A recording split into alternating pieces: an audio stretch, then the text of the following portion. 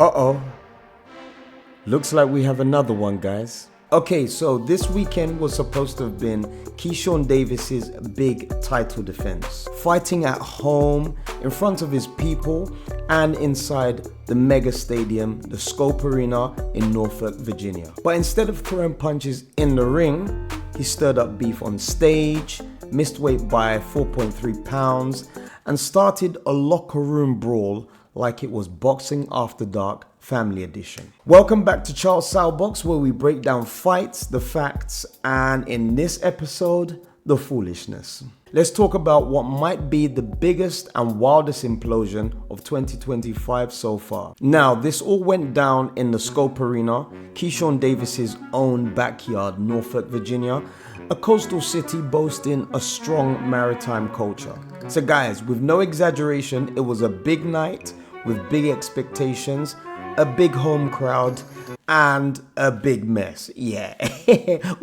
Because even before stepping on the scales, Keyshawn was already chirping and challenging Abdullah Mason. Yep, that's right, a completely different fighter who wasn't giving Keyshawn any real energy and was maturely focused on his own opponent and fight. But why was he accosting the young Mr. Mason, I hear your inquisitive minds ask? Well, because Mason had said in a past interview that they might actually cross paths someday, you know, the normal stuff, regular boxing talk. But Keyshawn took it like Mason had insulted his family and called his jab weak. While Mason remained calm, Keyshawn was remarkably hyped and full of energy. The wrong type of energy, if you know what I mean.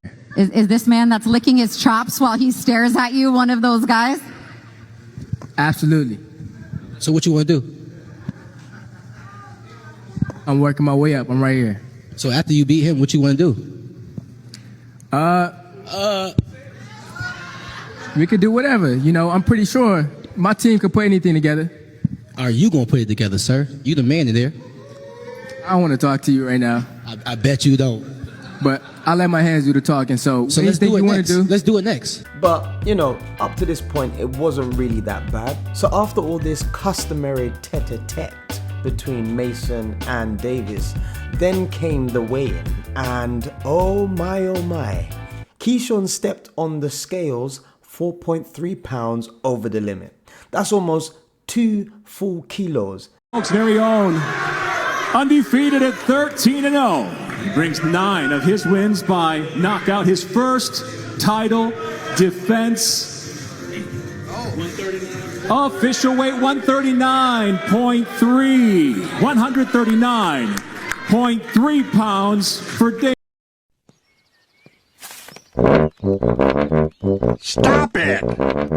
Cut it out! And in boxing terms, that's a problem.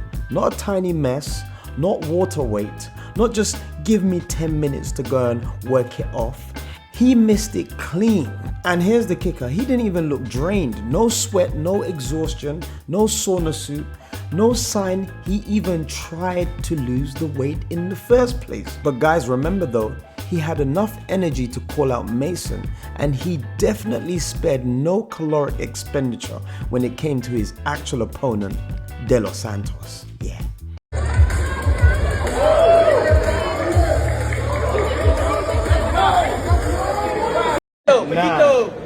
No. I punch too. I punch too. You can be the third one I knock out. You can be the third one I knock out. I punch too. What you talking about? Déjame meter el sábado, eh. Déjame meter, que vamos. What the fuck are you? Listen. Take your power away. Listen. Fuck you. Déjame meter. So guys, right there, Keyshawn's WBO strap was stripped. So moving forward to the fight with De Los Santos, well, that was cancelled. Apparently no agreement could be made on how the fight could continue between the two teams. But according to the Ring magazine, De Los Santos would still receive his $400,000 purse. That's right, 400 grand for a fight that never happened. He made weight, showed up, didn't have to fight, and still gets paid. Now guys, if ever I'm to say it, that's some elite level business moves right there. He literally got paid to lose weight. Now guys, while De Los Santos was counting all those W's, 400,000 of them, I might remind you, Keyshawn's older brother Kelvin was actually fighting that night.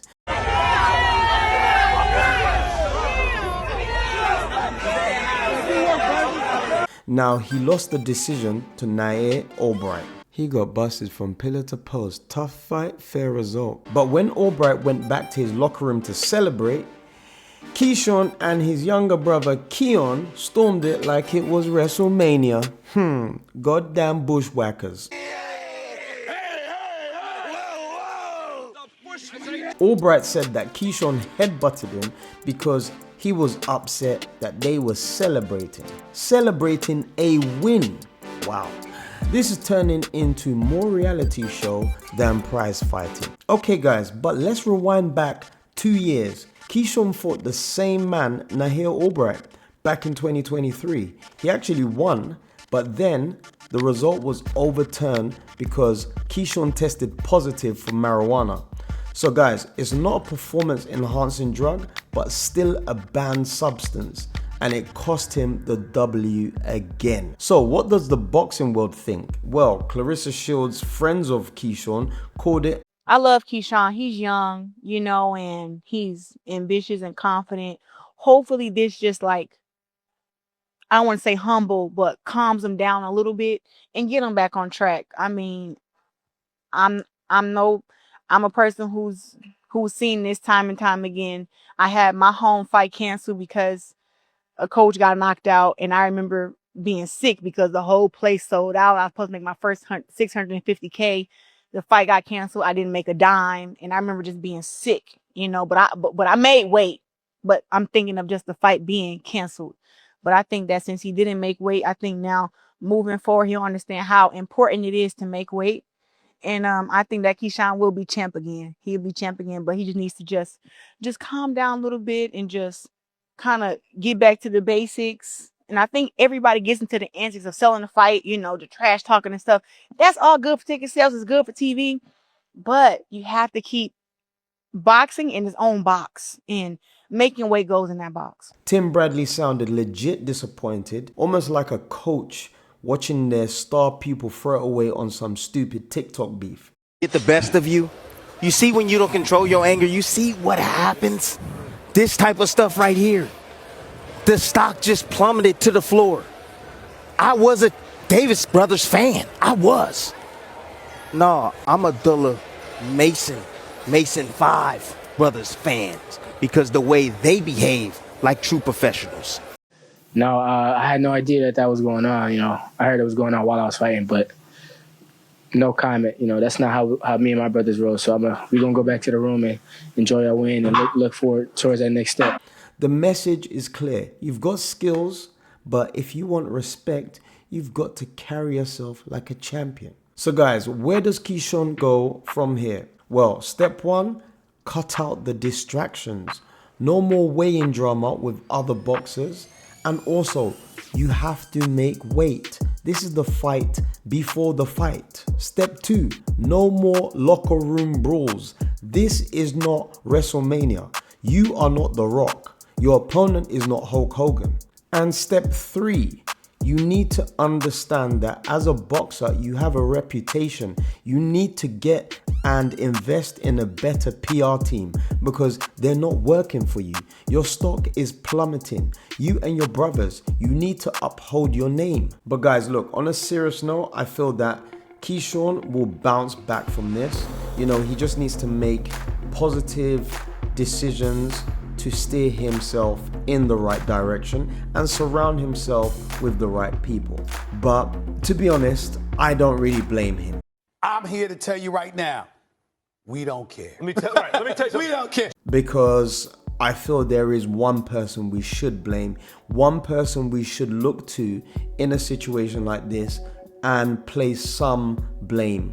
Andy Cruz, you have not been a good father. Be in your son's life. During the time when you're an amateur, you only saw him 4 times. And those 4 times that you saw your son, they were more beneficial for you than they were for your son. Andy Cruz, I say this directly to you. take care of your son. He needs you. Look at this situation here where you met up with your son and you wanted to shake his hands. Why did you not give him a hug? Show more empathy.